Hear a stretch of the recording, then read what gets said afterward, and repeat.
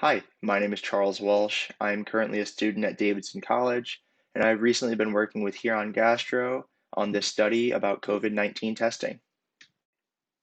Beginning on March 13th, when COVID-19 was officially declared a national emergency in the United States, there was an abrupt closure of ambulatory surgery centers across the U.S. due to concerns of disease transmission. Once more was known about this virus, and the number of cases became more controlled, ASCs that were previously closed began to consider how best to reopen.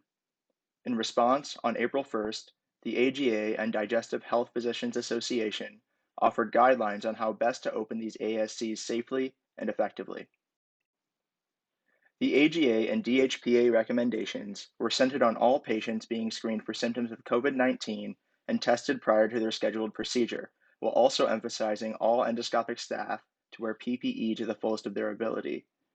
Despite the publication of these recommendations, the adherence between ASCs was variable, ranging from testing all patients and staff and following all PPE recommendations to no testing at all due to variables such as limited testing and PPE availability in that area. On July 27th, the AGA updated these recommendations to adjust for asymptomatic disease prevalence within a local region, classifying areas as low, intermediate, and high prevalence areas to determine what level of testing and PPE each ASC should be using in order to most effectively reduce the transmission of COVID-19.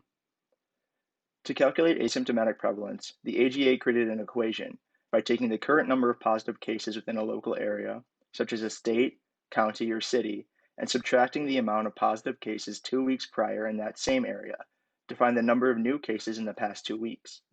Then, to adjust for asymptomatic cases, that number is multiplied by 10, then divided by the population of that area in order to find the estimated prevalence within the asymptomatic population.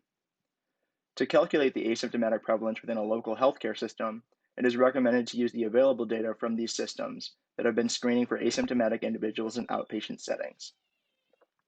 This level is then classified into low, intermediate, and high prevalence. Less than 0.5% prevalence is considered low prevalence.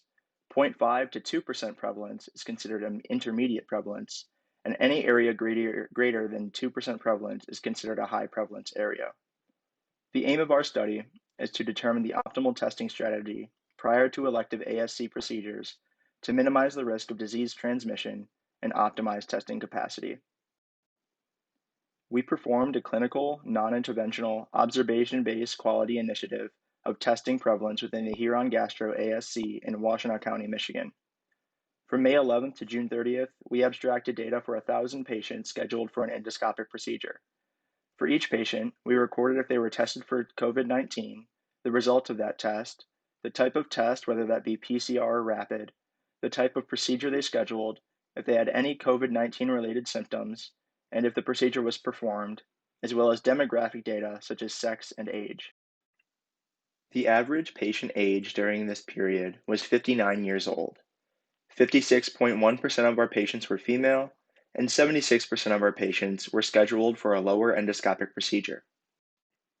Out of the 1,000 patients in our study, 982 of them underwent their scheduled procedure.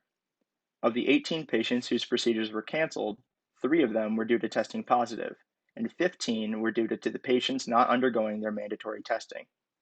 1 week after the procedure, we contacted each patient and found that no staff or patients had developed COVID-19 symptoms after their endoscopic procedures.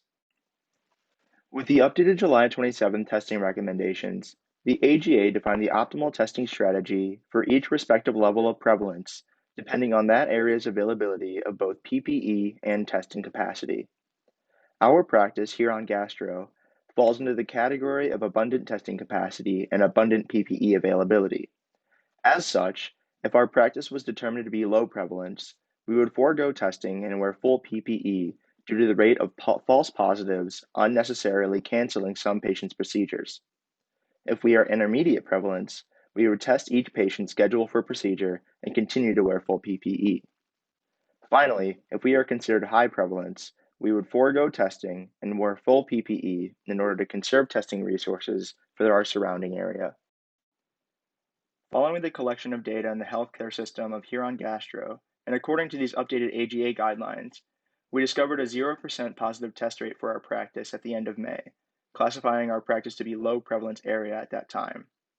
After our data was collected in the month of June, the number of positively tested patients in our ASC increased, but still fell just under the low prevalence classification. However, in the month of July, Washtenaw County, where our practice is based, fell into intermediate prevalence. Based on the dynamic nature of prevalence and in accordance with the updated AGA recommendations, the Huron Gastro ASC wouldn't have been recommended to test patients in May or June, but in July, testing would have been mandatory. Huron Gastro's change in asymptomatic prevalence from May to July shows how dynamic the nature of prevalence can be in an area, and is further emphasized by the shift of Washtenaw County to intermediate prevalence in the month of July. From this, it is understood that prevalence must be calculated periodically to determine the optimal testing strategy for each area. Based on the dynamic nature of asymptomatic prevalence found in Huron Gastro from the months of May to July, we emphasize the importance of updating the testing recommendations as follows. COVID-19 symptoms should continue to be assessed on all patients, and symptomatic patients should be tested. All endoscopic staff should wear the highest level of PPE they can according to their abundance. Local prevalence of asymptomatic cases should be determined monthly in order to be certain that the optimal testing strategy is being used each month. This local prevalence will determine an area's testing strategy for that month. Following these guidelines will promote patient and staff safety while optimizing testing capacity. Now I'd like to acknowledge my co-investigators for all of their hard work. Thank you.